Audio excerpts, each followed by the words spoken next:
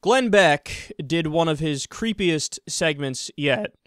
Look at his response to Netanyahu winning his election. This says to me two things. Three things. One, our administration is completely out of control and criminal. Two,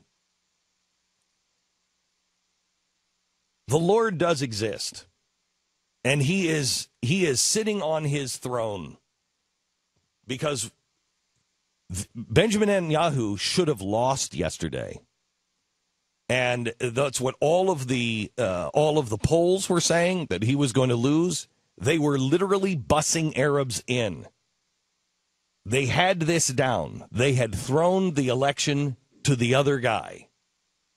And our administration, with all of its whiz-bang technology and all of its organizational skills in a small country like Israel, didn't get it done. God exists.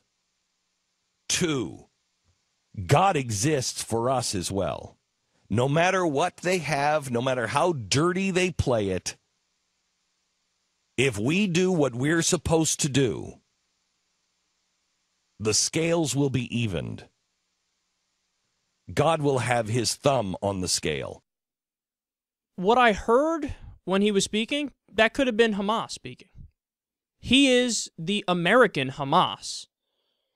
Because that's what those guys say. Well, we are in power because Allah wants it to be so. Us being in power shows that Allah exists. This is what fundamentalists say. This is what crazy people say. We have a divine right to lead in any way we see fit because we are the people of God. So anything we do by definition is correct. You cannot critique us. You cannot critique us because we are answering to a higher power. So if we choose to, do unnecessary incursions into Gaza and kill between 60 and 80% civilians and attack hospitals and attack schools and kill over 500 children, well, if our dear leader Netanyahu decides to do that, it's okay because God willed it. God willed him in everything that he does. These guys, see, it's amazing because all these guys think that, oh no, we are on the side that's right. We are the people that are standing up for morality and justice. And oh, the extremists on the other side, they're terrible. They're the problem. Hamas, they're the problem. They don't look at it through the lens of, no, what if you're both wrong? What if you're two sides of the same coin of hatred? So you could say that an extremist on the Palestinian side might say, well, Israel has zero right to exist. I don't even accept the 1947 partition plan and totally get rid of it, and I don't give a fuck what happens to the Jewish people. Yeah, that's an extremist on that side. But you know what Glenn Beck and Benjamin Netanyahu are? They're extremists on the other side. Netanyahu said it the other day. He's like, I'm not interested in a two-state solution.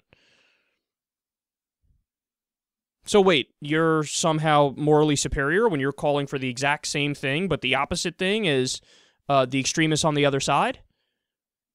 No, they don't want a two-state solution. They're extremists, and our extremists don't want a two-state solution. Netanyahu just annexed more Palestinian land. And remember, again, the incursion into Gaza, which killed so many civilians. But people are going to look at this situation like, oh no, he's the good guy. How is he the good guy? He's doing the same things that the extremists on the other side do. He doesn't want peace, and Glenn Beck doesn't want peace. You know what he wants? Anything that Netanyahu wants.